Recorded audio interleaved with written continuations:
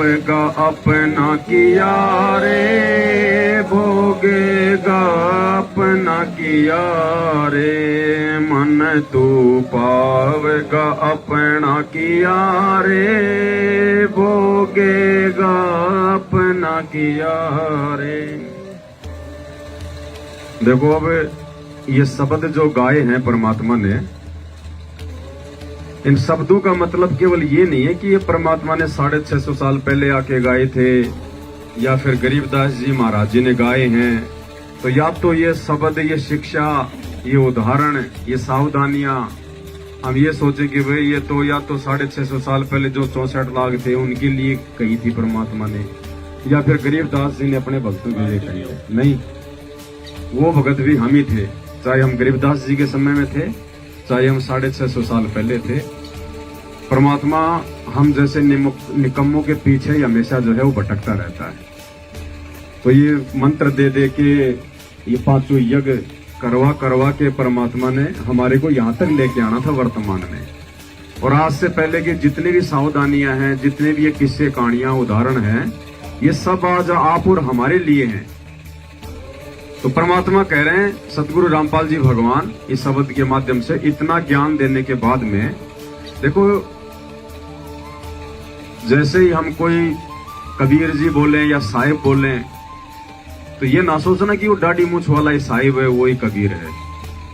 वो कुछ नहीं। अब वर्तमान में जो गुरुजी हैं ये साहिब हैं, ये कबीर हैं। हमारी सुरती हमारे गुरुजी पे जानी चाहिए कि ये साहिब है, ये कबीर है, ये करतार है, ये धनी है, ये अल्लाहू अकबर है। यानी भगवान का जो भी उपमात्मक नाम हमारे को देखने या सुनने को मिले तो हमारे को वो शकल ध्यान में नहीं आनी चाहिए जिस शकल में परमात्मा आए थे पहले और उनके नाम पड़े थे। हमें अपने गुरुदेव भगवान की याद आनी चाहिए, उनका शकल ध्यान में आनी चाहिए। लेटेस्ट है, वर्तमान है, ये प्रेजेंट है।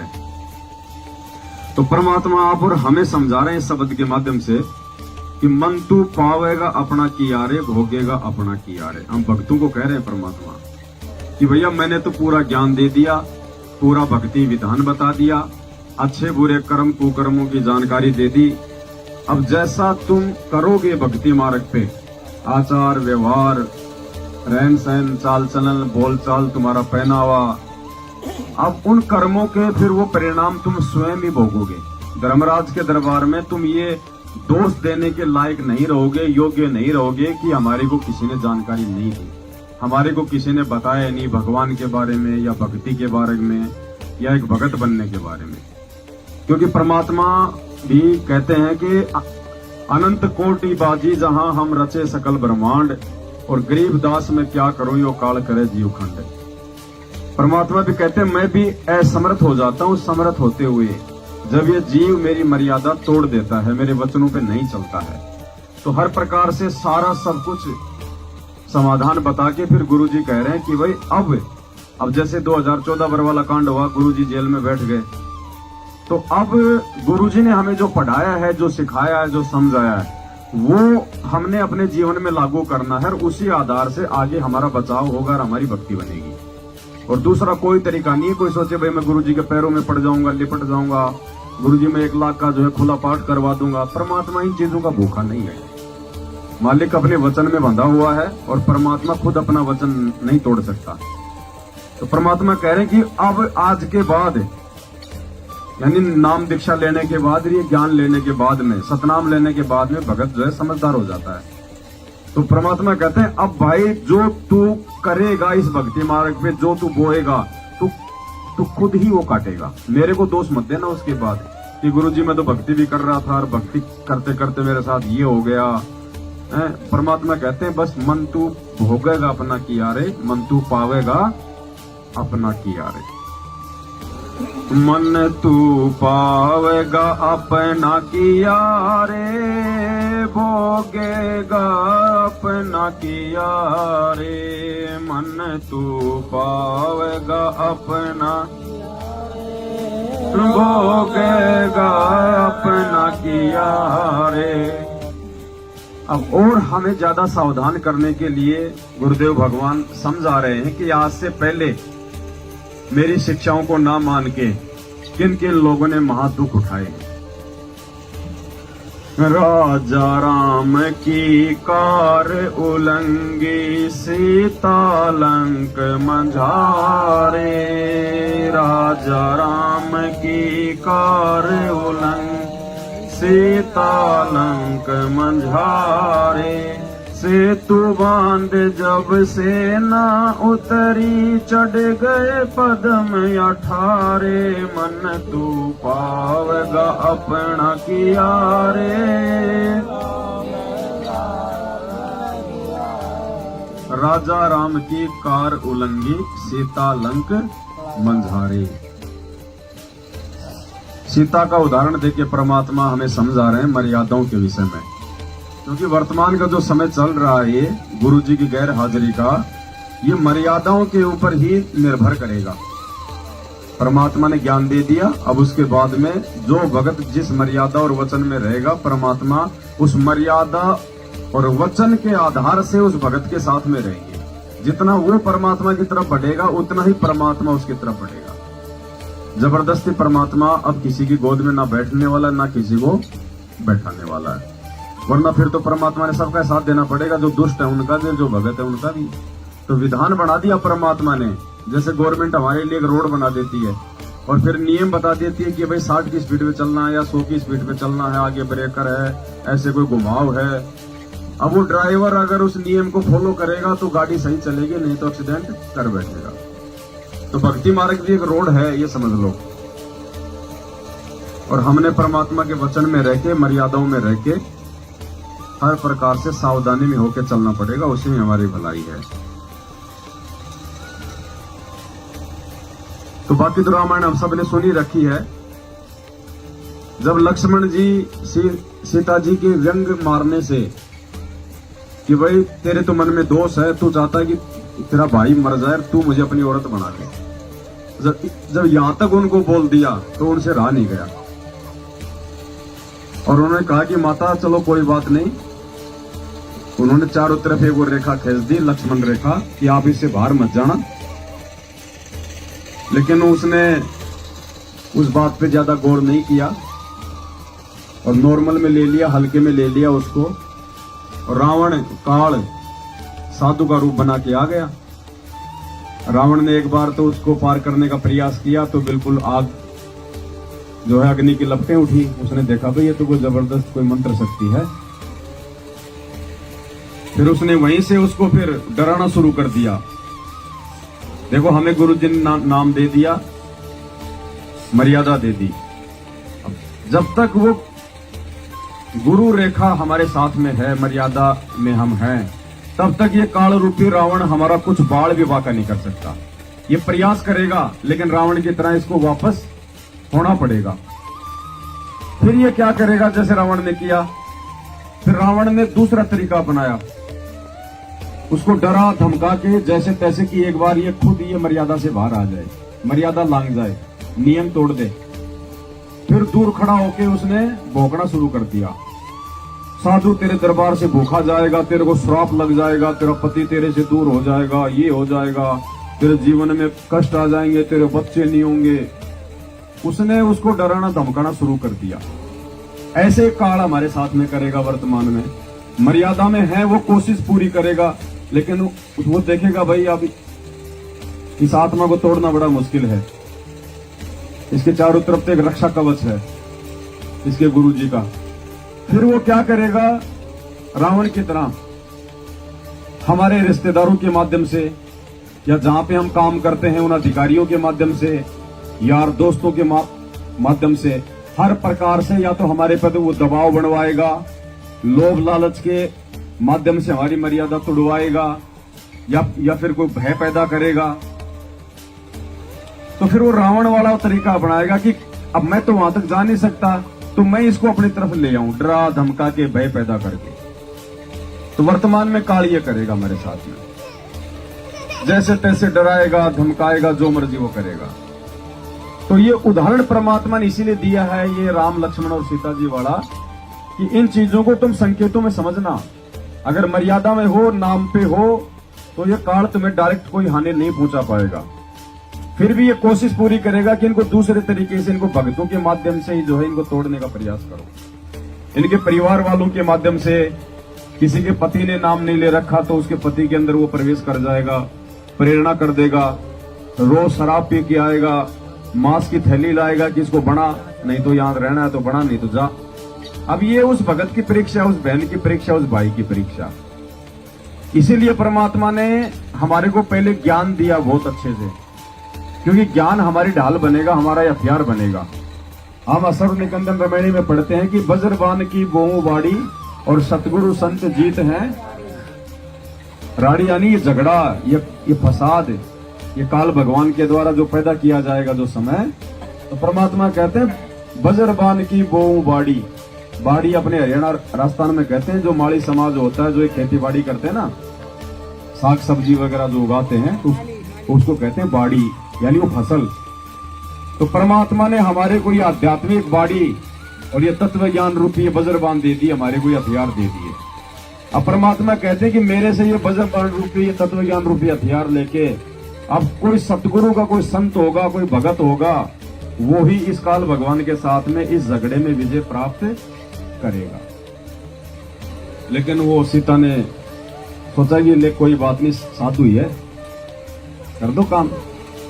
और फिर उसने उस लक्ष्मण रेखा को नॉर्मल समझा और रावण ले गया, फिर तुरंत उठा के 10 साल उसकी जेल में रही। अब रावण को मारने के लिए परमात्मा ने स्वयं क्यों आना पड़ा? राम से क्यों नहीं मरवा दिया? परमात्मा ने स्वयं रावण को मारने के लिए इसलिए आना पड़ा क्योंकि जिस रूप में परमात्मा इस धरती पे आके अपनी आत्माओं को समझाता है, ज्ञान देता है, रावण ने उस रूप का दुरुपयोग किया। उसने साधु रूप बनाया था, उसने साधु की जो मर्यादा तोड़ी उसने, इसलिए उस परमात्मा ने, उस कबीर परमेश्वर ने स्वयं राम रूप बना के और उसको मारना पड़ा। ये मतलब ये एक तरीका बनाया ये परमात्मा ने। राम से तो वैसे भी नहीं मरना था रावण, क्योंकि उसने वरदान ही भाई उसने ऐसे प्राप्त कर रखे थे। तो परमात्मा ने तरीका अपनाया चाहिए, और तो कोई बहाना था नहीं रावण को मारने का। उसके जैसे दुष्ट तो बहुत है, आज भी है, तो क्या भगवान मारेगा सबको? राम किसी को मारे नहीं, मारे हत्यारा राम, अपने आप मर जाएंगे कर कर खोटे काम।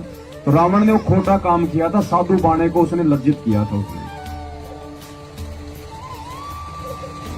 तो वर्तमान समय में हमने भी बहुत सावधानी रखनी है अब ये, और ये सीता जी जैसी जो गलती है ये हमने नहीं करनी है। बाकी तो कल परमात्मा ने जो है संदेशा जो है वो दिलवाई दिया था, और दास भी प्रार्थना करेगा भाई साथ संगतियों में अगर आओ तो देखो बहुत हिसाब से, बहुत मर्यादाओं में रह के, या तो आओ मत, देखो दूसरे के ऊपर भी फिर उनका जो बुरा असर पड़ता है। आगरा से जो बहन है जो पैंट शर्ट वगैरह जो पहन के आई है, उससे मैं हाथ जोड़ के प्रार्थना करूंगा, आगे से बहन जी बिल्कुल माता बहनों की तरह ही आपको आना होगा, अगर साथ संगति में आना है तो। क्योंकि यहां बहन जी 1% भी ऐसा नहीं लगना चाहिए एक दूसरे को। अगर परमात्मा ने अगर आपको स्त्री बनाया है तो आपने स्त्री की मर्यादा में ही आपने रहना चाहिए। हमारे भगवान तो सलवार सूट पहन के सत्संग नहीं करते, क्योंकि वो एक पुरुष की मर्यादा में। सतलोक आश्रम बरवाला में शायद आप नहीं गई होंगी, आपने नहीं देखा होगा। परमात्मा जिसके बाल बड़े होते थे उसके बाल पकड़ के ला दिया करते, थप्पड़ मार दिया करते थे। माता बहने अगर बाजू तक का अगर कोई ब्लाउज वगैरह होता था तो परमात्मा उसको धमकाते थे कि अगर कोई भी अगर कपड़ा अगर पहनना है, मेरी अगर भगत है, तो वो कपड़ा तेरे जो है कोहनी के नीचे तक की उसकी बाजू होनी चाहिए।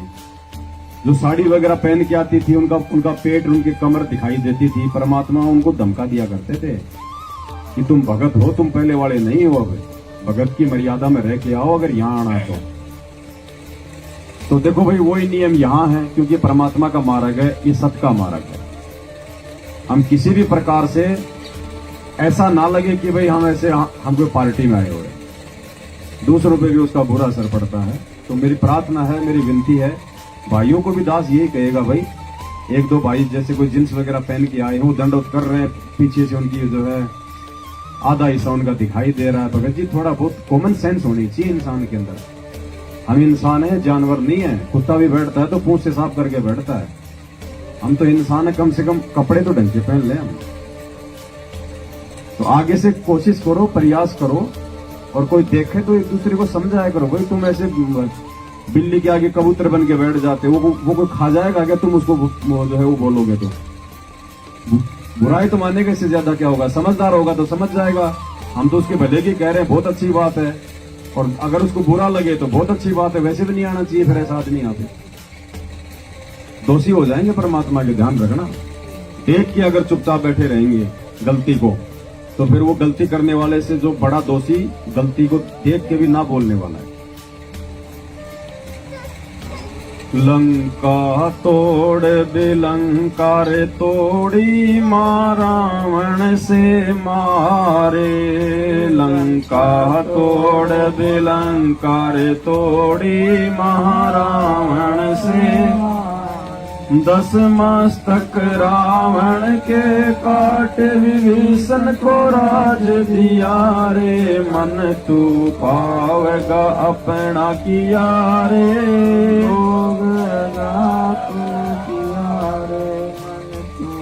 पावेगा अपना किया रे, होगा।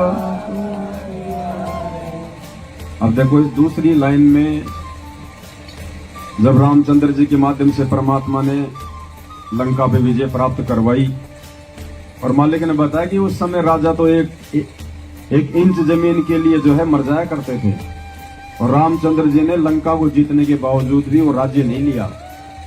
और जो विभीषण था रावण का छोटा भाई, लंका उसको दे दी परमात्मा ने, सिर्फ उसके दासातन को देख के।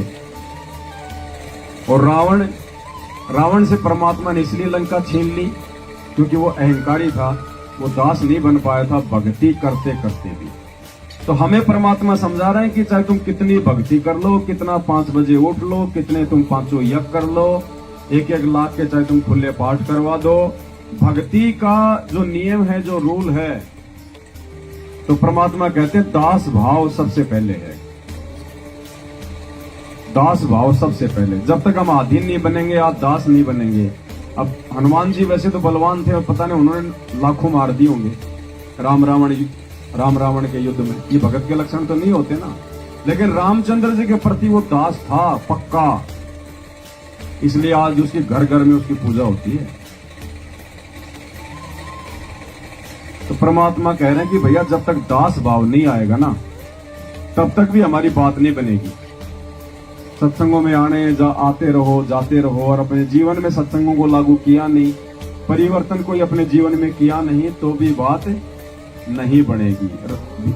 विभीषण में दासातन था, तो देख लो, वो तो सपन में भी नहीं सोच सकता था कि मैं एक दिन में लंका का राजा बनूंगा, क्योंकि लंका का राजा तो उसको ठोकर मारा करता था। लेकिन उसने परमात्मा की उसने भक्ति करी, और अपने अंदर उसने दास भाव जो है वो पैदा किया, तो वो लंका भी परमात्मा ने उसको दिलवा दी, सोने की लंका, जिसके लिए उसने इतने कुकर्म किए। तो इसी प्रकार हमने यदि परमात्मा को प्राप्त करना है, और उस लंका रूपी यदि सतलोक को प्राप्त करना है, तो परमात्मा कह रहे हैं आपको भी जो है ये विभीषण की तरह बनना पड़ेगा। प्रहलाद पैज परवान करी है, धर नर सिंह अवतारे। प्रहलाद पैज परवान धर नर सिंह अवतारे। दीन दयाल दया कर उतरे, हिरणाकुश उदर विदारे। मन तू पावेगा भोगेगा अपना किया रे। मन तू पावेगा अपना किया रे, भोगेगा। प्रहलाद भगत 10 साल की उम्र थी, ना कोई सही कोई भक्ति थी उसके पास, ना कोई मंत्र था उसके पास में, ना परमात्मा कोई संत रूप में गए उसके पास में। लेकिन उसके पिछले संस्कार थे, जिस आधार से परमात्मा ने हर परिस्थिति में अपने भगत की मालिक ने रक्षा की, उसका बचाव किया। विभीषण ने, उसने हिरण्यकश्यप ने, उसके बाप ने इतने तप किए, इतने कठोर साधना की, ब्रह्मा जी से उसने वरदान प्राप्त कर लिया, उसके बावजूद भी उसका तो सत्यानाश हुआ, और उस भगत की परमात्मा ने 84 बार उसकी जो सहायता करी। 84 यातनाएं दी गई थी उसको, प्रहलाद को, और अंत में फिर परमात्मा उसके लिए स्वयं प्रकट हुआ, स्वयं प्रकट। तो इसी प्रकार पुण्यात्मा, वो तो 10 साल का बच्चा था। गुरु जी ये कहना चाह रहे हैं कि वो तो मात्र वो 10 साल का था, उसको तो ज्ञान भी नहीं था, कोई समझ भी नहीं थी, उसका तो शरीर भी इतना जो है बलवान नहीं था।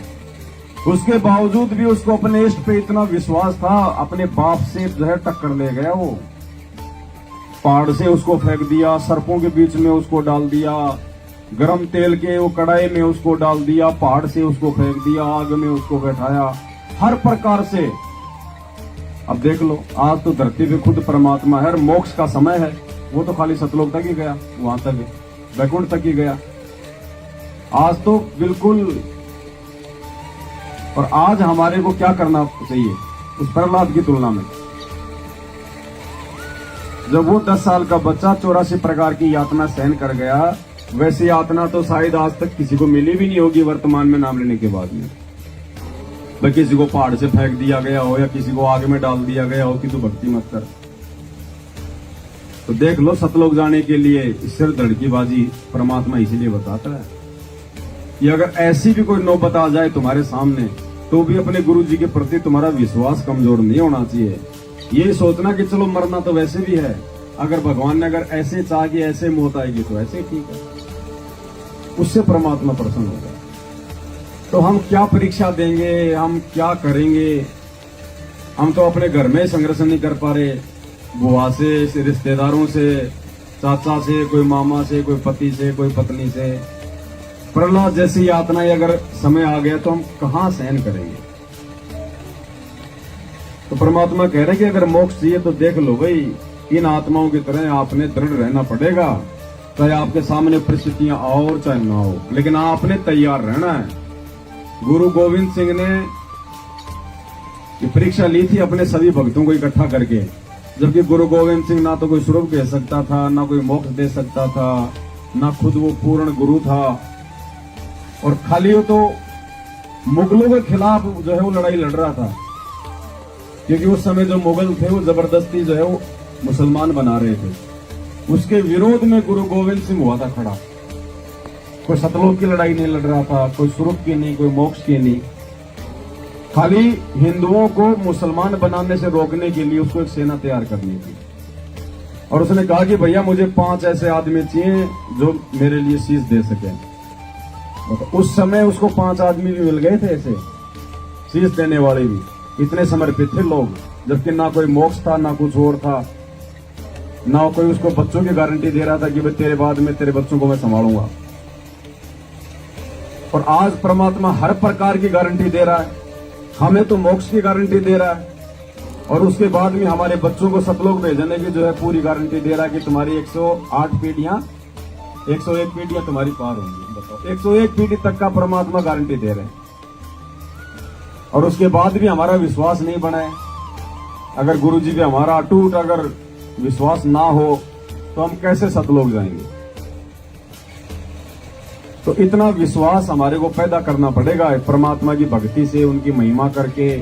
किस्से कहानियां 27 साल से गुरुजी ने इसलिए सुनाई है कि हमारे अंदर जो है दृढ़ता आ जाए, और ये दृढ़ता जब तक हम गुरुजी की पहचान नहीं करेंगे तब तक नहीं आएगी हमारे अंदर। और गुरुजी ने अपनी पहचान करवाने के लिए सात संगतियां रखवाई हैं। तो हर प्रकार से हर आत्माओं को परमात्मा ने दया करके हर चीज से ढंग से परिचित करवा दिया है। अब हमने उन चीजों को अपने जीवन में लागू करना है, उस विश्वास को हमने अपने जीवन में पैदा करना है। खाली सुनते रहेंगे, आते रहेंगे, जाते रहेंगे, इससे भी कोई फायदा नहीं। पहले कम से कम हम सुधरे, हर प्रकार से एक भगत बने। कोई दूसरा देखे तो उसको लगे यार ये कुछ है, कुछ अलग है, ये उसको लगना चाहिए। और वो बोले नहीं उससे पहले हम 4 ठोक दें तो फिर वो भगत पना नहीं है, सामने वाले पे असर ही नहीं होगा कोई, और हम भी परमात्मा की भक्ति से जो है वो नीचे गिर जाएंगे, क्योंकि मालिक का वचन टूटेगा, उनकी मर्यादा टूट जाएगी। मर्यादा टूटते हैं हम वैसे ऑटोमेटिक नीचे गिर जाएंगे। तो बिल्कुल ऐसे ऑटोमेटिक है परमात्मा का मार्ग। जैसे लाइट आई तो इन्वर्टर बंद, इन्वर्टर लाइट गई तो इन्वर्टर चालू, ऑटोमेटिक होता ना। तो परमात्मा का ऑटोमेटिक है सिस्टम। ये जो वचन से टूटा वो नीचे गिरा। हाँ हा हो बंदे होते तोलत है बल भारे, हा हो बंदे तोलत है बल भारे, गज और गरा बने भव सागर 10 सहस्र अधिकारे, मन तू पावेगा भोगेगा अपना किया रे, मन तू पावेगा अपना किया रे, भोगेगा। हाँ हो की कहानी तो हम सब ने सुनी रखी है। इसके माध्यम से परमात्मा हमें ये समझाना चाह रहे हैं कि भक्ति में आने के बाद भी, भगत बनने के बाद भी अगर हमारे अंदर ये ईर्ष्या रहेगी, मान बढ़ाई रहेगी, ऊंच नीच की भावना रहेगी, तो भी हम भक्ति मार्ग पे फेल हो जाएंगे। अब ये दोनों हा हो ये तपस्वी थे। अब ठीक है, वो अपनी भक्ति कर रहा था, वो अपनी भक्ति कर रहा था, लेकिन एक दूसरे में ये होगा कि मैं तेरे से बड़ा, मैं तेरे से बड़ा। बताओ उसमें क्या बड़ा? भगत तो सब बराबर है, अपने आत्म कल्याण के लिए भक्ति कर रहे हैं वो तो बेचारे, लेकिन उनमें आपस में अहंकार आ गया। तो भक्ति में देखो सारी चीजें अहंकार की ऊपर ही ला रहे हैं परमात्मा। मालिक कहते हैं आधीनी के पास है पूर्ण ब्रह्म दयाल, यानी जो अधीन है, जो भगत हर प्रकार से, कहते हैं उसके पास में परमात्मा रहेगा, उसके साथ में परमात्मा रहेगा। ब्रह्म बिनानी होत है सतगुरु शरणा लीन, और सुबर सोई जानिए जो सब सेती, ब्रह्म बिनानी होत हैं सतगुरु शरणा लीन। जिसको सतगुरु ने अपनी शरण में ले लिया, कहते हैं वो भगत यहाँ के जगदीश के बराबर हो जाता है, यहाँ के ब्रह्म के बराबर हो जाता हो। ब्रह्म बिनानी होत है सतगुरु शरणा लीन। लेकिन उसके बावजूद भी सुबर सोई जानिए, यानी बहुत अच्छी आत्मा तो उसी को मानना, उसी को जानना जो सब सेती आधीन। तो परमात्मा को आधीन भगत पसंद है। तो ये हा हो भक्ति भी कर रहे थे, और उसके बावजूद भी उनमें अहंकार था, एक दूसरे को ऊंचा नीचा दिखाने का। तो इस कथा के माध्यम से गुरु जी ये समझाना चाह रहे हैं कि इस भक्ति मार्ग में आने के बाद में तुम्हारे अंदर ये भाव बिल्कुल नहीं होना चाहिए, वरना भी तुम नीचे गिर जाओगे। और फिर ये नीचे गिर गए दोनों, गज और गरा बन गए, एक बन गया हाथी, एक बन गया मगरमच्छ। और फिर आपस में खूब उन्होंने 10,000 साल तक खींचातानी करी। लो भाई अब अपना बल का स्वयं ही कर लो परीक्षण, कौन से में ज्यादा पावर है। और उसके बावजूद फिर देखो 10,000 साल उन्होंने वो लड़ाई लड़ी आपस में, फिर भी परमात्मा ने उनकी तरफ ध्यान नहीं दिया। फिर जब वो हाथी बिल्कुल डूबने लग गया, बलहीन हो गया, और उसके सूंड गुरु जी कहते हैं इतनी सी बची थी बस वो डूबने से। उस समय उसने उस भाव से, और उसकी आत्मा ने जो है वो परमात्मा का नाम जपा था। तुरंत उस परमात्मा के पास में टेलीफोन चला गया, तुरंत, क्योंकि आत्मा जब पुकारेगी ना तब सुनता है परमात्मा। मन चाहे कितना, अब वो तो मन बकवाद कर रहा था वो 10,000 साल तक तो। और जिस दिन आत्मा ने जरा सी पुकार करी थी, इतनी सी उस मुसीबत के समय में, अपने आप को बिल्कुल ये मान के कि अब मेरे अंदर कोई बल नहीं है, मैं तो बिल्कुल बलहीन हूं। तो जो अपने आप को जो बलहीन मान लेगा वो दास मान लेगा, अपने आप को छोटा मान लेगा, हारा हुआ मान लेगा। उस समय उसने थोड़ी सी पुकार की थी निरंकार भाव से। निरंकार भाव परमात्मा ने बताया कि जब बिल्कुल ऐसे कि बस कोई नहीं है मेरा परमात्मा, जैसे द्रौपदी ने की थी। 5 पांडव बैठे थे नीची गर्दन करके, भीष्म पिता, द्रोणाचार्य, कर्ण, धृतराष्ट्र सब बैठे हुए थे, जिसके ऊपर वो फूली नहीं समा रही थी कि इनके रहते सहते तो कोई मेरा बाल भी वाका नहीं कर सकता। और जब देखा सबकी गर्दन नीचे, तब उसने श्री कृष्ण जी को तो उसने पहले ही अपना गुरु बना रखा था, लेकिन उस दिन उसने विशेष कसक से उसने श्री कृष्ण जी को उसने याद किया था। और फिर श्री कृष्ण जी के रूप में, उसके गुरु के रूप में परमात्मा ने सुख संयोग बना के फिर उसकी इज्जत रक्षा। तो इसी प्रकार उस हाथी ने और अपने आप को बलहीन मान के, दास मान के कि मैं तो मिट्टी हूं, कुछ भी नहीं हूं, चाहे मेरे पास कितना ही पैसा है, कितनी प्रॉपर्टी है, चाहे मेरे बच्चे चाहे कितनी बड़ी बड़ी नौकरी में लग गए, चाहे वो 2-2 करोड़ की गाड़ियों में घूम रहे हैं, चाहे मेरा पति चाहे वो कितना बलशाली है, कितना चाहे वो अधिकारी है, जब तक ये भाव हमारे अंदर रहेंगे ना, और उन चीजों को लेकर जब तक हमारे अंदर कोई अहंकार रहेगा, तब तक परमात्मा अपनी तरफ से कोई लाभ नहीं देगा। और जिस दिन द्रौपदी की तरह वो बल, अहंकार, वो मान, अभिमान सब कुछ चूर चूर हो जाएगा, फिर वो परमात्मा अपनी रजा बख्शेगा। तो दास भाव पे ला रहे हैं परमात्मा हमारे को कि भूल जाओ तुम क्या हो, तुम्हारा बाप क्या है, तुम्हारी पोजीशन क्या है, तुम्हारा जो है स्टेटस क्या है, तुम्हारा कुछ नहीं हो, तुम मिट्टी हो, मिट्टी, 2 कोटि के जीव। तू बहुत बड़ा पहलवान है, तू देश का प्रधानमंत्री है, अगले सेकंड तेरे लकवा मार गया, तेरे मुंह में मक्खियां आएंगी और जाएंगी। अटल बिहारी की हालत देख लो, क्या हुआ था अंतिम समय में, लैट्रिन उठाने वाला नहीं था कोई। वो तीनों सेनाओं का अध्यक्ष वो बिपिन रावत। अब बताओ, जो तीनों सेनाओं का अध्यक्ष हो, सेनाएं जो पूरे देश की रक्षा करती है, उससे ज्यादा कोई हो सकता है? कोई सिक्योरिटी वाला है? और वो आंध्र प्रदेश के जंगलों में हेलीकॉप्टर गिरा, और गुरुजी कहते ना, नु क्या करें कि भाई कोई ऐसी जगह मरेगा जहां कोई वो पानी पिलाने वाला भी नहीं मरेगा। अखबार में आई थी, पानी पानी करता मर गया, वहां के लोग बता रहे थे कि वो पानी पानी मांगता मर गया। अब जंगल में कौन उसको बिस्लरी ला के दे? पानी पानी करता मर गया, तीनों सेनाओं का अध्यक्ष बिना भक्ति के। अब बताओ, पैसा, वो मान सम्मान, दिन में कोई 5 जगह जाता था और 20 माला उसके गले में डलती थी, तालियां बजती थी, हैं? कोई चीज की कमी नहीं, कोई पैसे की कमी नहीं, प्रधानमंत्री के साथ में बैठा करता था, साथ में उसकी मैडम भी थी, वो भी बेचारी फालतू मर गई। तो ऐसे आदमी की जो भगवान से दूर होता है ना, कहने का मतलब है उसकी संगति भी ले डूबेगी। अगर वो उसकी पत्नी ना होती और अपने घर पे होती तो वो तो नहीं मरती ना, लेकिन भक्तिहीन प्राणी की तो संगति ही ले डूबेगी। तो हमने हर प्रकार से परमात्मा के ऊपर आश्रित होकर चलना है। मुसीबत में ना हमारे पैसा काम आएगा, और आने वाले समय में चलो अभी तो अपन लोग वैसे बात कर रहे हैं बैठ के, आने वाले समय में तो परमात्मा ये प्रैक्टिकल करके दिखाएगा इस दुनिया को। ऐसे थोड़े कोई परमात्मा मानेंगे इनको। अभी तो एक सरपंच को कह दो ना, आपकी ले लेना, हम गुरु जी से आए हुआ है परमात्मा, वो क्या फिर आपको सुनाएगा, आप देख लेना।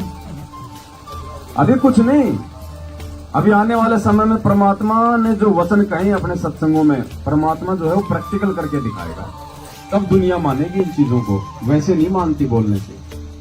तो दाने दाने के लिए लोग तरसेंगे भगत जी, ऐसी बात नहीं है। ऐसे संत रामपाल जी को दुनिया भगवान नहीं मानने वाली। ऐसे तो जिनको ऑलरेडी हम भगवान मान रहे हैं लोग, उनकी फॉर्मेलिटी के लिए पूजा कर रही है। तो आने वाले समय में परमात्मा सबके जोड़े झंडे दिखा देगा, या किसके पास में क्या है।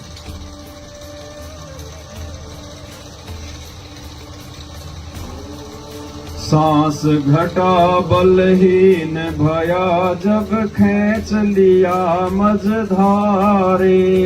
सांस घटा बलहीन जब खींच लिया मझधारे। अर्ध नाम रसना से तेरा सुमृत है रंकारे। मन तू पावेगा भोगेगा अपना किया रे। मन तू पावेगा अपना किया रे, भोगेगा। सांस घटा बलहीन भया, जब खींच लिया। अर्ध नाम रसना से तेरा, राम का नाम भी गुरुजी कहते हैं पूरा नहीं ले पाया। बस मैं भी नहीं निकला पूरा ढंग से, इतने में पानी में चला गया। इस भाव को परमात्मा कहना चाह रहे हैं कि जब तुम इस भाव से, जब तुम ये प्रथम नाम या सतनाम जो भी नाम मिल गया तुम्हारे को, इन मंत्रों का जाप जब तुम इस भाव से करना शुरू करोगे, लेकिन ये भाव वैसे नहीं बनते नॉर्मल समय में। ये भाव तो विशेष परिस्थिति में बनते हैं।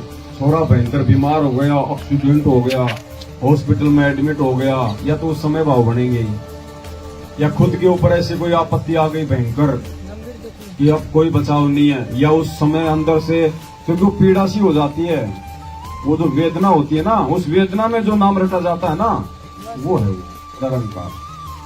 वैसे नहीं होती है, वैसे तो या तो फिर ज्ञान से होगी, और ज्ञान और प्लस में जब आपकी नॉर्मल स्थिति होगी ना, बिल्कुल दाने दाने के लिए आप मोहताज होंगे, उस समय वो भाव बन सकते हैं। पति बहुत बड़ा अधिकारी है, तुमने नाम भी ले लिया, ज्ञान भी रोज सुन रहे हो, वो भाव नहीं बनेगा। घर में जब तक बढ़िया सारी चीजें हैं तब तक भाव नहीं बनेंगे। तो या तो जो है वो परमात्मा का मान के कि मालिक मेरा कुछ नहीं है, आज दे रखा, पता नहीं कल मेरा है कि नहीं, और वैसे भी नहीं है, या तो सब कुछ भगवान को समर्पित करके भगवान का मान के अगर हम चलेंगे तो हमारे भाव बन सकते हैं।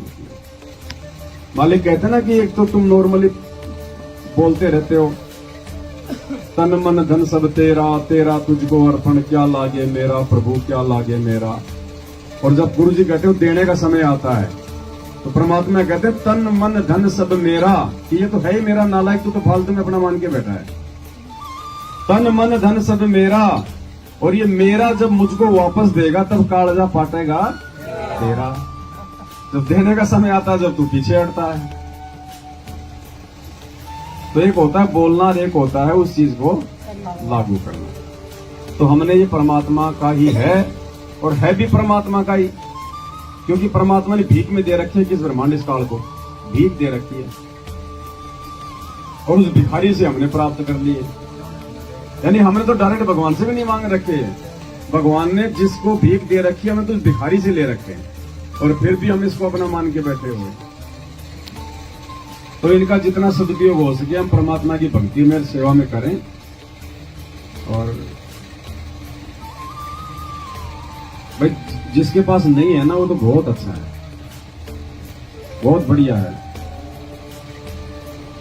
अब हमारे जैसा मान लो कोई किराए के मकान में है, तो हम तो सौपन में भी नहीं सोचते कि भगवान कोई जो है 50 गज का भी मिल जाए, सोचा ही नहीं, कभी नहीं सोचा। पहले तो परमात्मा ने वैसे ही नहीं सोचने दिया नाम लेने से पहले, क्योंकि नाम लेने से पहले तो वैसे ही कुछ था ही नहीं पास में, वैसे बस मन में अपने आप में पता नहीं क्या समझा करते थे, बाकी था कुछ नहीं।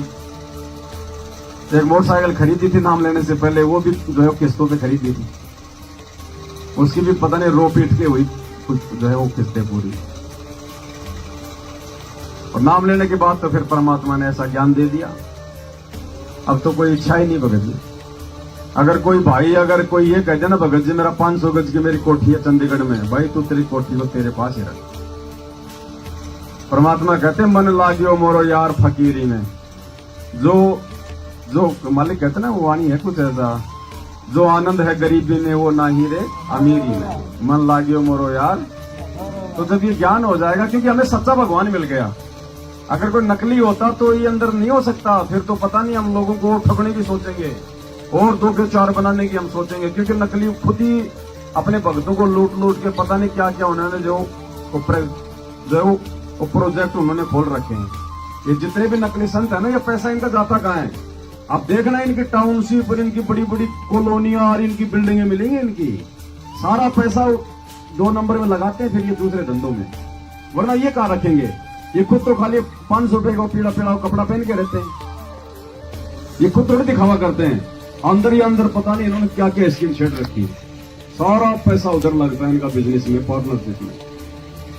तो हमें तो सच्चा भगवान मिल गया, सच्चा ज्ञान मिल गया, इसलिए अंदर से इच्छा नहीं है इन चीजों की।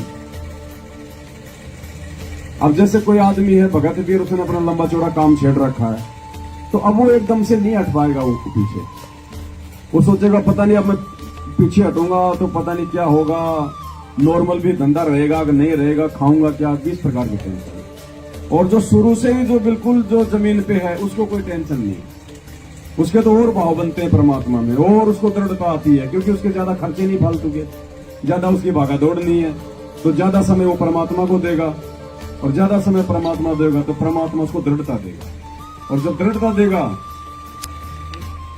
और देखो एक चीज और भी है, जब आपके पास कुछ होगा ही नहीं ना, तो आपके ऊपर परमात्मा आपत्ति भी नहीं आने देगा।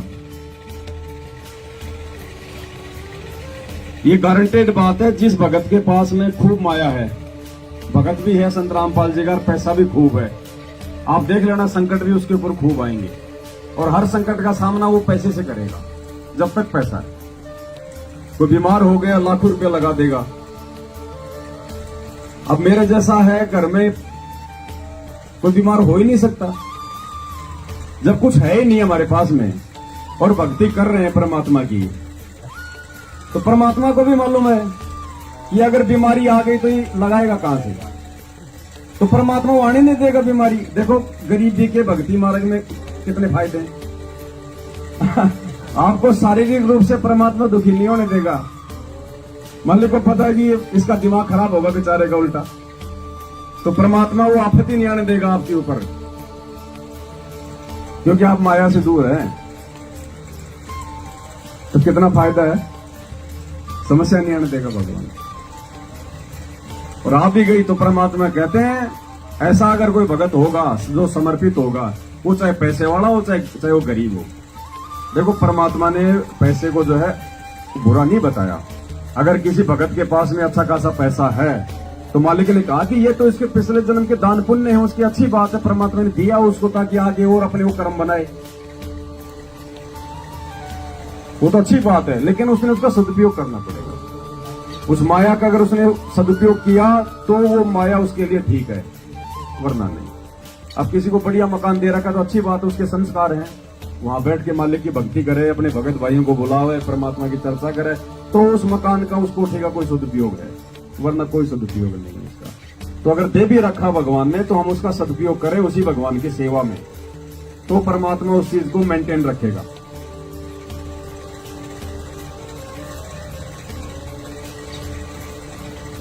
नारद मुनि तिरकाली रे योगी जिन मन गर्भ किया रे। नारद मुनि तिरकाली रे योगी जिन मन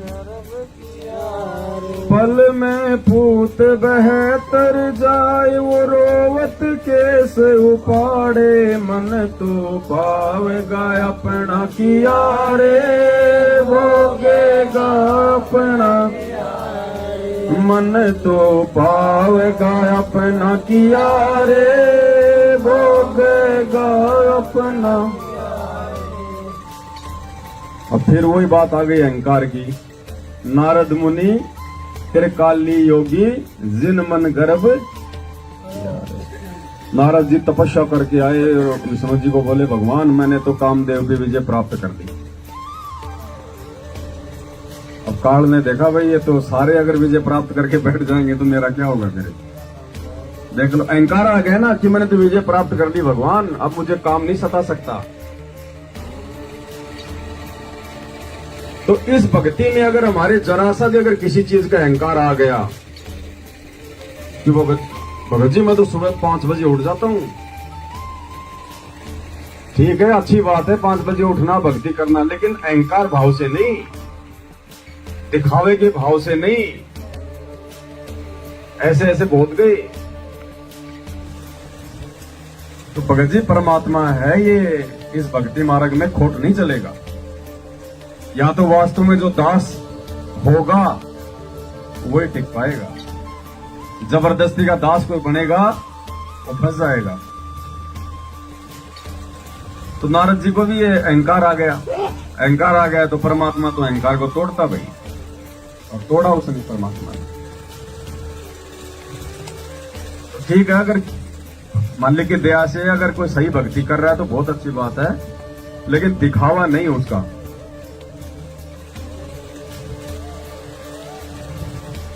कृष्ण गुरु दुर्वासा होते 56 कोटि सिंहारे। कृष्ण गुरु दुर्वासा अम्बरीश कह चले अपूठे दुर्वासा से हारे। मन तो पावेगा अपना भोगेगा अपना किया रे। मन तो पावेगा अपना किया रे भोगेगा। कृष्ण जी का गुरु दुर्वासा एक तरफ तो 56 करोड़ यादव मार दिए उसने अपने वचन से, और अपने आप में आंडी पाक गया, दुनिया में उसका नाम हो गया, पता नहीं क्या समझ बैठा। और उधर फिर राजा दुर्वासा उसके अमरीश के पास में गया तो परमात्मा ने कथा सुनाई रखी है, उसी की पिस्तौल उसी के कनपट्टी पे लग गई, सुदर्शन चक्कर। तो हमने इन महापुरुषों के जीवन से हमने शिक्षा लेनी है। कि गुरुजी कह रहे हैं कि इतनी बड़ी बड़ी तोप होके जाल ली, उनका भी जो है बक्कल उतरा है बिना अधीनी के, बिना दास भाव के। जबकि हम तो ऑलरेडी, हमारी तो परमात्मा कहते हैं तेरी क्या बुनियाद प्राणी तू पेंडा पंथ पकड़ दो, तेरी तो औकात ही नहीं है वैसे भी। और उसके बाद भी अगर तू मुंह पर मुंह करके चलेगा तो तेरे साथ तो क्या बनेगी, सीधा गधे की मुनि में।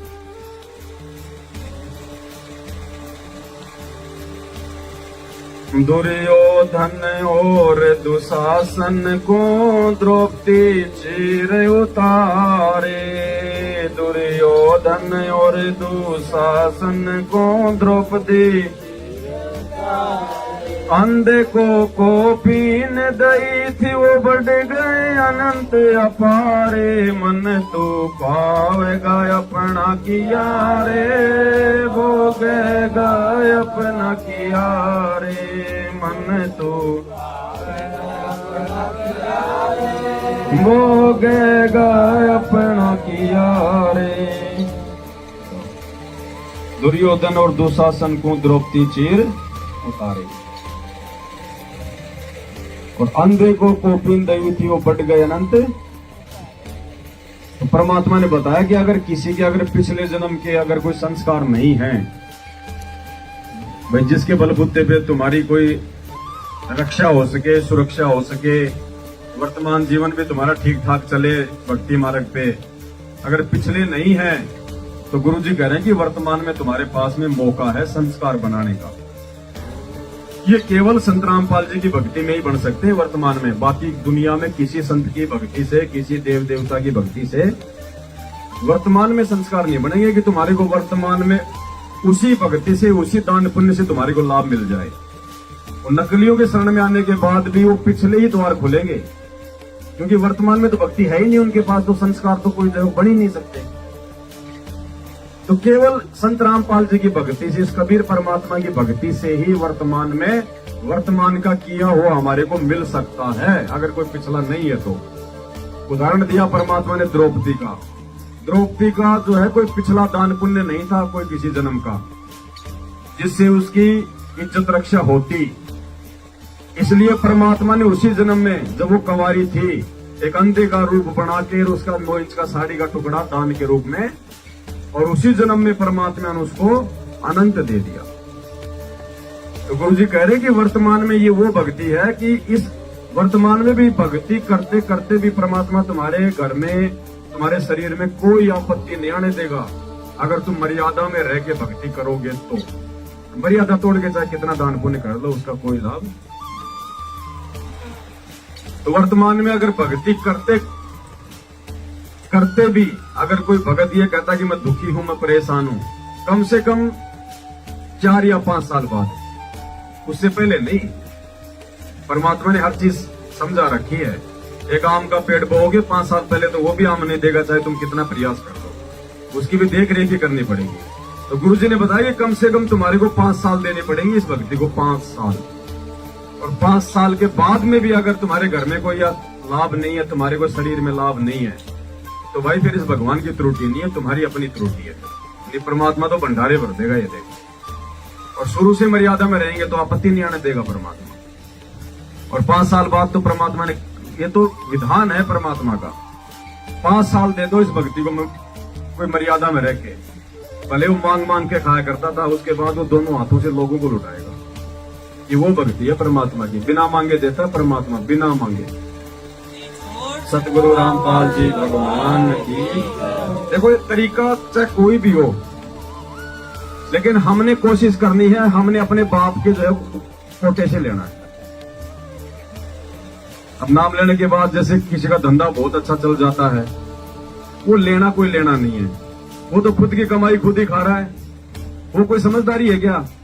भगत जी नाम ले लिया, 5 साल हो गए, धंधा मेरा तो रफ्तार पकड़ रहा भगत जी, बस चिंता मत। वो पहले 5 लेबर थी, 20 हो गई।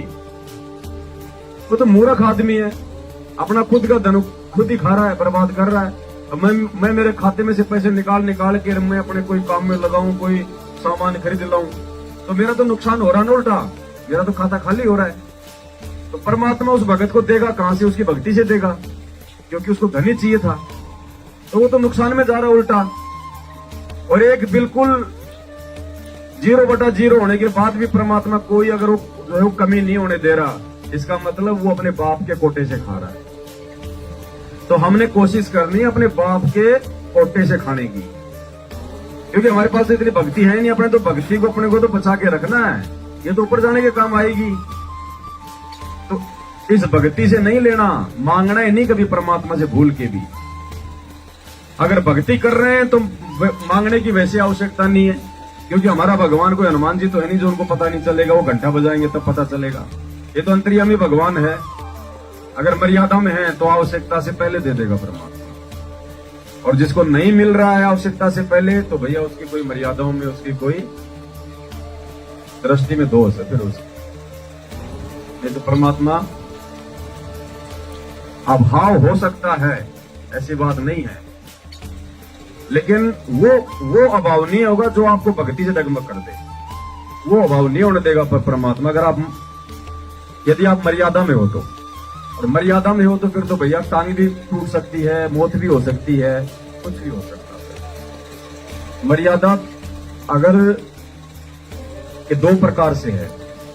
अगर आपके ऊपर कोई आपत्ति आ रही है तो इसके 2 तरीके हैं उसको जांचने के, कि भाई ये मर्यादा खंडन के कारण मेरे ऊपर आपत्ति आ रही है, या फिर परमात्मा की तरफ से मेरी कोई जो है परीक्षा ली जा रही है। अगर आपत्ति आती है तब आपके ऊपर आपत्ति आई, और वो आपत्ति अगर आपको भक्ति से डगमग नहीं करती है, आपके विश्वास को नहीं तोड़ती है, और उस आपत्ति में भी यदि आपका अपने गुरु जी के प्रति कोई दोष नहीं होता है, भक्ति करने से आपकी इच्छा अगर उल्टी सीधी नहीं होती है, आपका मन अगर और करता है भक्ति करने में आपत्ति के समय भी, तो वो परमात्मा की तरफ से एग्जाम है, वो परीक्षा है। और एक समस्या ऐसी आ गई जो आपको भक्ति से दूर कर दे, आप गुरु जी में दोष निकालने लग जाओ, तो वो फिर आपकी मर्यादा टूटने के कारण है, जो आपके मन में दोष पैदा करेगी, आपको भक्ति से दूर करेगी। वरना कैसी भी समस्या हो, अगर आपका अपने गुरु जी और भक्ति पे दृढ़ विश्वास है, तो वो परीक्षा है फिर वो परमात्मा की तरफ से। और अगर समस्या आ रही है, टांग टूट गई, छोरे की टांग टूट गई, और घर में नुकसान हो गया, कोई काम धंधे में कोई ढंग से नुकसान हो गया, तो भाई वो मर्यादा खंडित है, ये पहचान है। ये अगर भगवान की तरफ से समस्या है तो भगवान आपके मनोबल को नहीं गिरने देगा, चाहे कितनी बड़ी आपत्ति क्यों ना आ जाओ।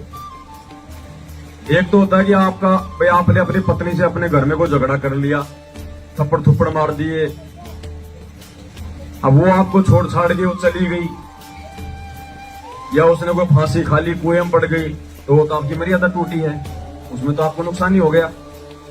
और एक आप भक्ति कर रहे हो और उधर से वो कहेगी या तो बाबा रामपाल रहेगा इस घर में, या मैं रहूंगी, और उस समय आपके मन में यह आ रहा कि अभी निकल, बाबा रामपाल ही रहेगा, तो वो आपत्ति जो है वो वैसी आपत्ति नहीं है, फिर वो परीक्षा है।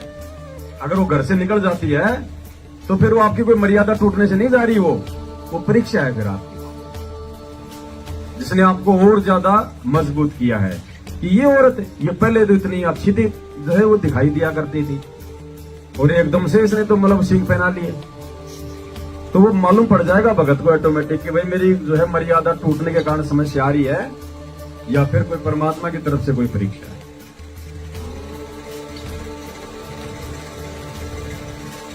भीष्म पिता और द्रोणाचार्य ये कर्ण से बाणों मारे, भीष्म पिता और द्रोणा कर्ण से बाणों मारे, महाभारत में टटीर के राखे वो घंटा टूट पड़ा रे, मन तो पावेगा पड़ा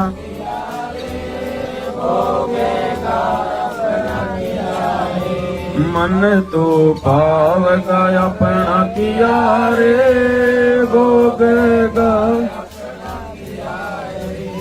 देखो भक्ति मार्ग में आने के बाद भी, धर्म के रास्ते पे चलने के बाद भी यदि हम अधर्मी लोगों का साथ देंगे तो फिर हमारे साथ में क्या बनेगी, जो भीष्म, द्रोणाचार्य और कर्ण के साथ में बनी थी। इन्होंने धर्म का पक्ष नहीं लिया और ये कुसंगति का असर था, दुर्योधन की कुसंगति का असर। उसका मलिन अन्न खा के उनकी भी बुद्धि भ्रष्ट हो गई और इतने बड़े महारथी होने के बावजूद भी इनमें से एक भी, गुरुजी ने बताया, इनमें से एक भी अगर पांडवों की तरफ जाके खड़ा हो जाता तो उस दुर्योधन की हिम्मत नहीं थी कि वो युद्ध करता। लेकिन ये कुसंगति का असर था भगत होने के बाद भी। और मालिक ने बताया कि चाहे तुम कितना ही अच्छे हो, चाहे तुम कितने भगत हो, अगर तुमने जरा सा भी अगर इस भक्ति मार्ग में अगर अपनी मर्यादाओं को तोड़ दिया, डगमग कर दिया, अधर्मी लोगों का साथ दिया, तो परमात्मा का सहारा हट जाएगा।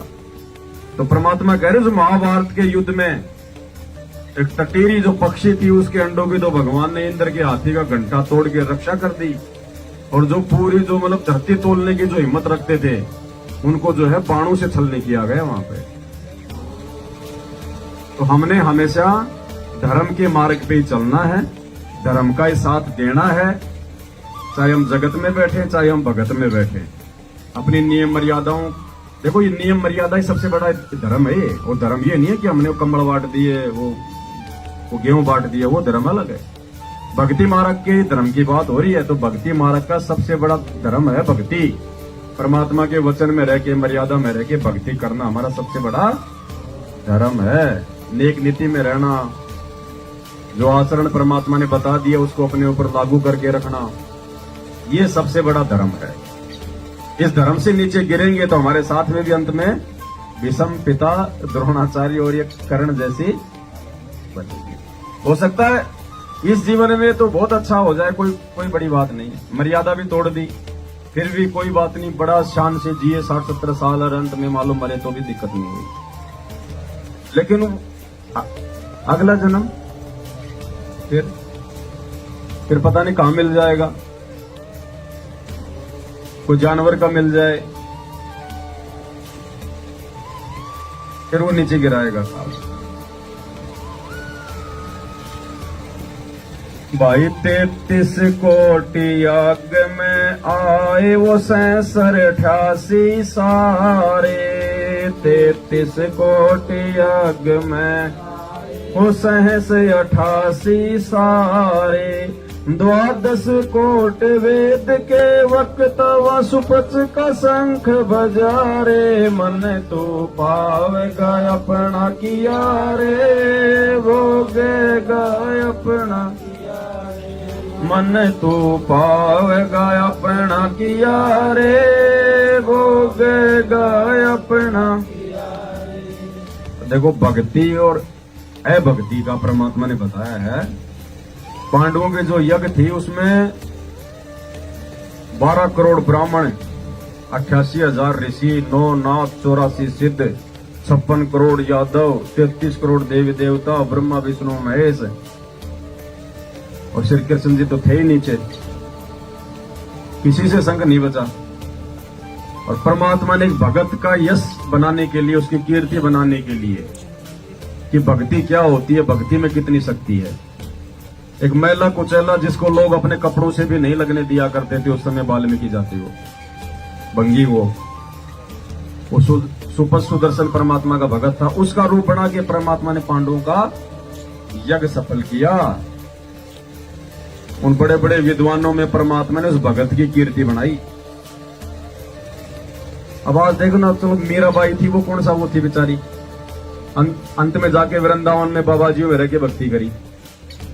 अब उस समय बड़े बड़े सेठ भी थे, खुद उसका जो देवर था वो राजा था, आज उनको भी लोग नहीं जानते। उस राणा का नाम क्या था कोई नहीं जानता, बस इतना जानते राणा उसका देवर। और मीराबाई का नाम पूरी दुनिया जानती। नरसिंह जी ने जब 56 करोड़ की संपत्ति जब भंडारे में लगा दी मालिक के आदेश से, तो दुनिया तो उनको मूर्ख बता रही थी कि देखो मूर्ख आदमी पागल हो गया।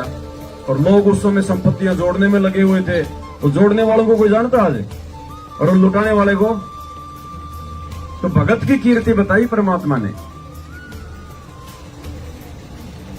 देखो आने वाले समय में ना, जैसे आज हम ये कहते हैं भाई 650 साल पहले 64 के 64 लाख निकम्मे थे, फेल हो गए, मर्यादाओं से नीचे गिरे, गुरु को भगवान नहीं माना, तो 64 लाख कौन थे? आप और हमें थे ना। तो 650 साल पहले वाले जन्म की तो परमात्मा हमारी बेइज्जती कर रहे हैं कि सारे के सारे फेल हो गए, निकम्मे नालायक। और आज क्या कह रहे हैं हमारे कोई, धन्य है तुम्हारे माता पिता जिनसे तुम्हारा पुण्यात्माओं। तो हमने जो आचरण किया भक्ति मार्ग पे 650 साल पहले, इंसान तो वही, हम आत्मा तो वही है, लेकिन आचरण के कारण देख लो, खुद भगवान हमारी इज्जत भी कर रहा है और हमारी बेइज्जती भी कर रहा है। 650 साल पहले की बात आती है तो कहते सारे फेल हो गए, निकम्मे। और आज क्या कह रहे हैं कि तुम्हारा सौभाग्य है, तो तुम्हारा जैसा भाग्य नहीं किसी का। पुण्यात्मा, तुम्हारे पुण्यों की कोई जो है वो गिनती नहीं। आज हमारी बढ़ाई कर रहे हैं परमात्मा। तो आत्मा तो वही है ना, लेकिन आचरण की बढ़ाई कर रहे हैं। तो हमने भक्ति मार्ग पे अपने धर्माचरण को बना के रखना है।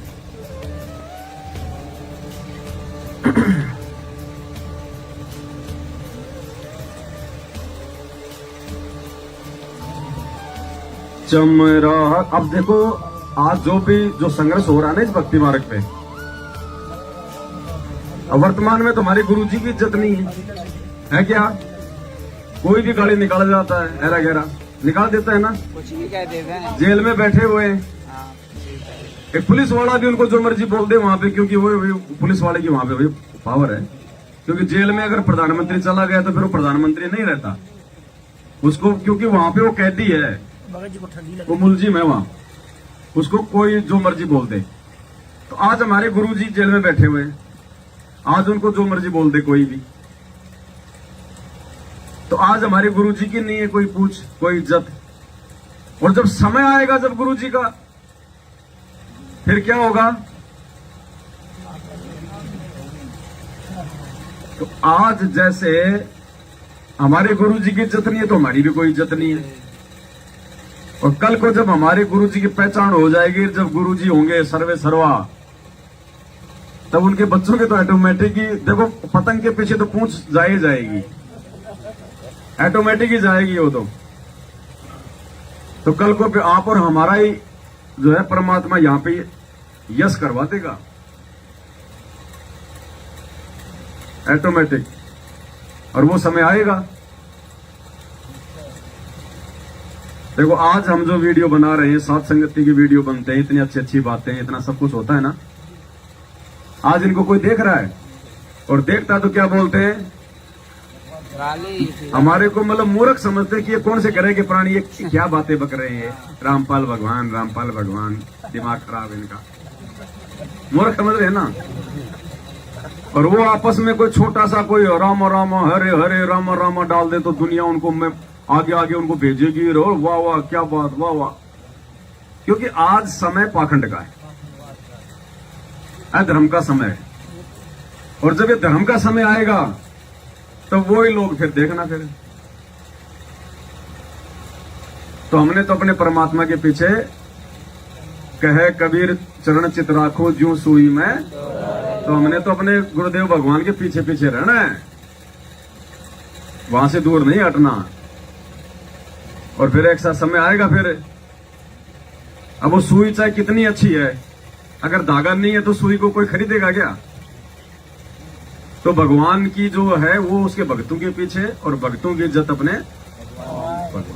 भगत नहीं होंगे तो भगवान को भी कोई नहीं पूछता। भाई हम एक दूसरे के जो है वो पूरक हैं। तो आने वाला समय आप और हमारा ही है। हालांकि हमें कोई मान बढ़ाई नहीं चाहिए, कोई हमें सलूट मारे, राम रमे करे, हमारे मन में नहीं है।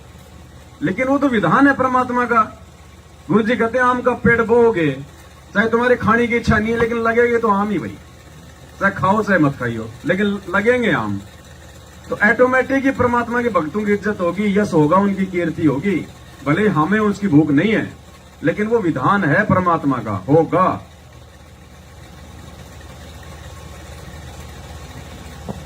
चमरा कनक जनेऊ काडे विपर पंडित सब हारे, चमरा कनक जनेऊ काडे विपर पंडित सब, जुल्हे के घर बालद आइयो के सो से बन जा रे, मन तो पावेगा अपना किया रे, भोगेगा अपना मन तो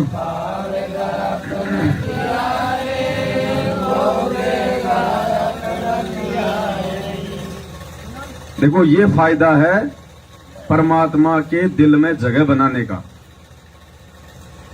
ये फायदा है सुसंगति का, परमात्मा के वचन में चलने का। रविदास जी कौन थे? भगत थे या भगवान थे?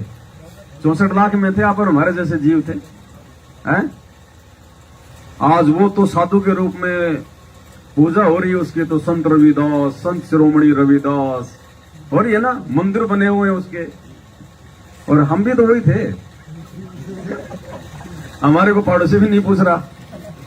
क्यों? क्योंकि वो परमात्मा के विशेष नजदीक था। नजदीक का मतलब ये नहीं कि 24 घंटे उनकी जो है मालिश करता रहे, मतलब विशेष परमात्मा को मानने वाला, परमात्मा पे वो जो है मतलब वो जो है वो विश्वास किया करता था। अब जो परमात्मा पे विश्वास करेगा तो फिर परमात्मा उस पर विश्वास करेगा, इसीलिए उसको और गणिका को हाथी पे बैठा लिया और दोनों को परमात्मा ने स्वर्ग में भेज दिया। बाकी अम्मा के गर्भ से आ रहे हैं बार बार। भाई मालिक कहते हैं ना, चमरा जुल्हा तर गए और छिपा नाई रे, गणिका चढ़ी विमान में सुरगापुर। तो उनको परमात्मा ने वहां भेज दिया स्वर्ग में, वो माँ के गर्भ में बार बार ये नरक नहीं भोग रहे, जबकि आप और हम बार बार नरक भोग के आए। और वैसे और जगत में परमात्मा ने उसकी महिमा बना दी, डबल फायदा कर दिया ना। तो इस प्रकार से अब उस समय देखो वो सारे पंडित और विपर वो तो जो है वो जब रानी की वो गए थे वहां, जब रानी ने भंडारा किया था और रविदास जी के रूप में आके परमात्मा ने सोने का जनेऊ धारण कर लिया और वहां भी उसकी महिमा बना दी परमात्मा ने। और आज पूरा समाज जो है उसको महिमा कर रहा है, उसकी संत शिरोमणि उसकी जयंतियां मन रही हैं।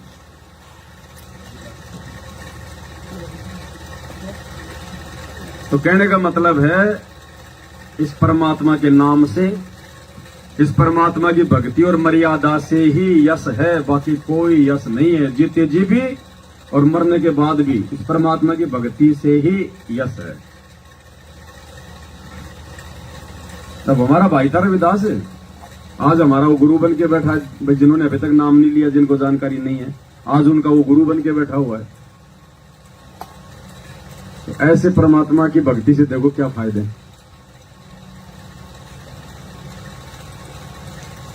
मीराबाई को मारन लागे वो जहर का प्याला प्यारे, मीराबाई को मारन लागे वो जहर का प्याला, पीवत ही अमृत हो लाग्या वो होगा सरद ही यारे, मन तो पावेगा अपना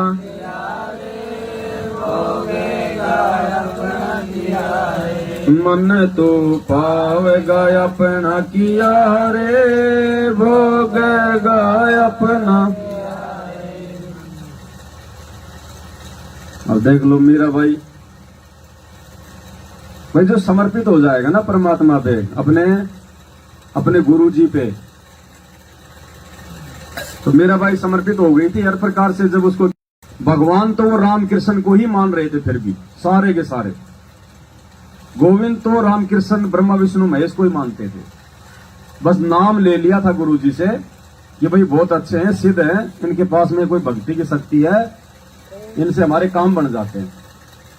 लेकिन मोक्ष के लिए हम उनसे नहीं जुड़े थे। तो मीराबाई ने भी नाम ले लिया। नाम लेने के बाद भी उसने जब जहर का प्याला पिया तो श्री कृष्ण जी के ही चरणों पे डाल के पिया। लेकिन उसके बावजूद भी परमात्मा ने उस आत्मा के ऊपर मेहर रखी। आवाज देख लो, छोटा सा मच्छर काट गया, उसमें तो जहर ही आता है। आंख फूल गई और मीराबाई पूरा प्याला पी गई तो वह जर्दी पड़ा। तो हमने कितनी भक्ति करने की जरूरत है अभी?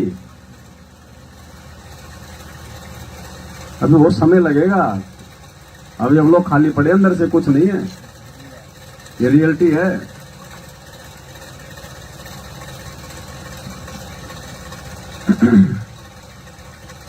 हाँ, बाकी अगर मर्यादा में हैं तो फिर परमात्मा ने, फिर तो मालिक का रूल है। फिर तो मालिक कहते हैं सतगुरु शरण शरण आई, शरण गए कछु भय नहीं प्यापे, रोग शोग चल छिद्र न व्यापे, और जहर अग्नि तन निकट ने आवे दूरी जात। फिर कोई जहर अग्नि कुछ काम नहीं करेगा किसी भी प्रकार का। तो मेरा को तो चाहे प्याला क्या, हमारे को फिर चाहे मटका पिला दो, अगर मर्यादा में है वर्तमान में कोई असर नहीं होगा। फिर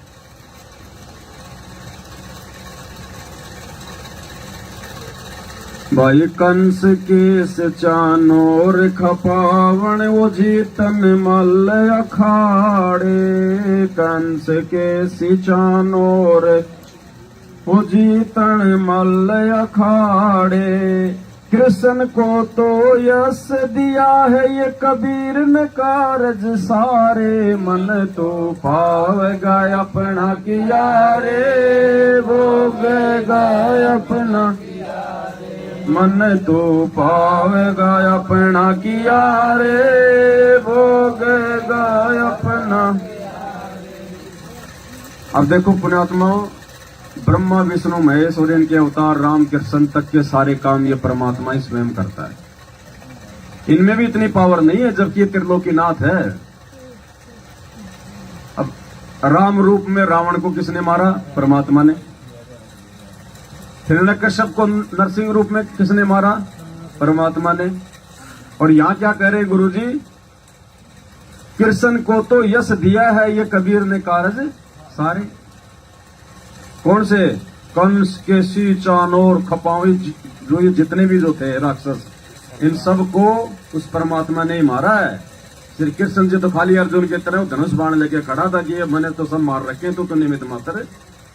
तो सारे काम हमारे गुरुदेव भगवान कर रहे हैं। इनको तो खाली झूठी महिमा शून्य के अंदर में नहीं करते ना हम, तो इसमें महिमा तो इनकी कर रखी है। तू पल में कर दे पैमाल और फलाना दिखना कर रखा ना, और भस्मासुर के आगे दौड़ के जा रहा। वो काहे का वो पैमाल कर देगा पल में, जब अपने भगत के आगे जो है बल्कि 100 की स्पीड में भग रहा है। तो उसमें गुरुजी ने लिखा कि हमने खाली इनकी झूठी महिमा करनी है, इनको ये खुश करना हमने कि हम तुम्हारे गुणगान कर रहे हैं, ताकि हमारे को यहाँ की सुविधा। बाकी ये करने धरने के, जैसे छोटा बच्चा है वो 5 किलो का मूसल यूं पकड़ता है। अब ऊपर से तो उसके बाप ने पकड़ रखा, उसने खाली हाथ लगा रखे हैं, और उसका दादा कहेगा ओ मेरा बेटा पहलवान बन गया भाई, मूसल पकड़ लिया, और वो खुश होगा मैंने मूसल उठा लिया, जबकि ऊपर से उठाओ जो है उसके दादा ने रखा है। तो इन भगवानों की तो गुरुजी ने ये स्थिति बताई है कि हमने तो इनको खाली झूठा इनको जो है प्रसन्न करना है, ताकि यहाँ की सुविधाएं देते रहें बस। बाकी ये करने धरने के कुछ नहीं है। ये तो सारे काम ये परमात्मा कर रहा है भगत जी। तो जब इनके कर रहा है, जो काल के सारे पे सारे काम करते हैं, तो हम तो परमात्मा के भगत हैं। हम तो जब हम अपने गुरु जी के इशारे पे काम करेंगे तो गुरु जी हमारे लिए कौन सी जो है कमी छोड़ देंगे? छोड़ेंगे क्या? बाप का चाहे छोटा बेटा मरे चाहे बड़ा मरे, गुरु जी कहते हैं ना उसको दर्द एक समान होता है। परमात्मा आत्मा देखता, शरीर नहीं देखता, चाहे वो मच्छर में हो चाहे हाथी में हो। तो परमात्मा के लिए कोई भी भगत छोटा नहीं है, कोई भी भगत उसके लिए बड़ा नहीं है, कोई विशेष जो है कोई प्रिय नहीं है या उनसे कोई दूर नहीं है। बस होना चाहिए वो भगत है। फिर चाहे वो काला पीला लूला लंगड़ा छोटा बड़ा अमीर गरीब, चाहे वो कैसा भी हो, वो हमें जो है लगे, लेकिन उस परमात्मा की नजर में तो वो चिकना भगत भी वैसा ही है और जो है वो सावला भगत भी वैसा ही है। क्योंकि हमारी दृष्टि जो है हो सकती है, हम जीव हैं, लेकिन उस परमात्मा की जो है वो दृष्टि, अब एक माँ का बच्चा है बिल्कुल ऐसा ही है अस्त व्यस्त, और दूसरा बेटा उसका बहुत अच्छा है, उस माँ की भी ज्यादा ममता जो थोड़ा बहुत जो मतलब जो अस्त व्यस्त है ना उसमें ज्यादा रहेगी। ये सोच के कि ये भोला है, इसको कोई ठग ना ले, ये आगे जाके क्या होगा। तो भगवान भी जब हम मर्यादा में होंगे तो भले हम गरीब हैं, हम चाहे जो मर्जी हैं, लेकिन उसकी विशेष हमारे ऊपर नजर रहेगी।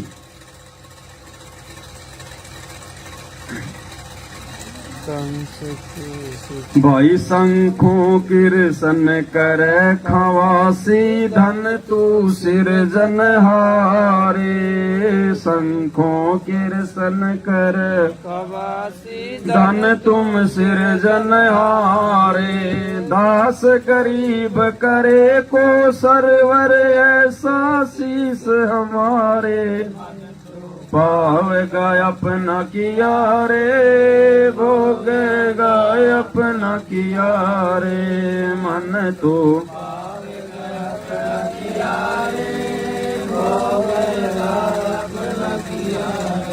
शंखों किरसन करे नौकरी, हवासी मानी नौकरी, धन तू सिरजन। तो भाई अपने गुरु जी इतने महान हैं, इतने समर्थ हैं, रामकृष्ण जैसे जिनके पानी भरते हैं। परमात्मा कहते हैं ना कि कौन सी वाणी है वो, काल तो पीसना। तो श्री कृष्ण जी तो बहुत छोटी चीज आ गई, काल के लिए कह रहे हैं गुरु जी, काल जो पीसना और जोरा यानी मौत, ये है पणिहार, और ये दो असली नौकर हैं ये परमात्मा के दरबार। तो जो परमात्मा के नौकर होंगे वो उसके बेटों के भी नौकर होंगे, हैं? जो है जो परमात्मा के जो, अब मान लो अगर कोई सेठ के नौकर हैं तो सेठ के बच्चों के भी नौकरी हो गए वो। तो आज हमारे ऊपर ये सेठ बन के बैठे नौकर, सिर्फ हमारी कमजोरी के चलते। तो आज वो सेठ भाई वापस हमारे को छोटा सेठ बनाने के लिए आ गया, वापस ले जाने के लिए, जहाँ पे ब्रह्मा विष्णु महेश ये काल दुर्गा जैसे तो हमारी नौकरी करते हैं वहां पे। तो इनसे आस्था हटा के हर प्रकार से हमने और अपने गुरुजी में लगाने की, गुरुजी ने एक ही तो बात बताई, जो आस्था तुम्हारी सतलोक से आते समय इस काल में बनी थी, उतनी आस्था यहां से अगर तुम्हारी मेरे अंदर बनेगी तो तुम सतलोक जाओ। तो ये ज्ञान से बन सकती है, साथ संगति से बन सकती है, अच्छे विचारों से बन सकती है, भक्ति भाव से बन सकती है, पांचों यज्ञ करने से बन सकती है, और दूसरा इसका गुलामी चापलूसी करने से नहीं बनेगी। और गुलामी चापलूसी भी करो तो अपने भगवान की करो, उनके भाई बंधुओं की मत करना, ये तो बेड़ा गर्क हो जाएगा उनका। भाई बंधु के करने वाले तो ट्रोली के नीचे आके मर रहे हैं। अब जाके देखो, पूछ के उस घर में भक्ति हो रही है क्या? हो ही नहीं सकती। अकेला ही था वो तो भगत जी, और उसके गांव पड़ोस में कितने और आदमी। बात तो फैलती है, काल ऐसी बातों को तो ज्यादा फैलाता है ना, नेगेटिव बातों को तो, ताकि लोग इनसे दूर हटे और जुड़े नहीं मतलब।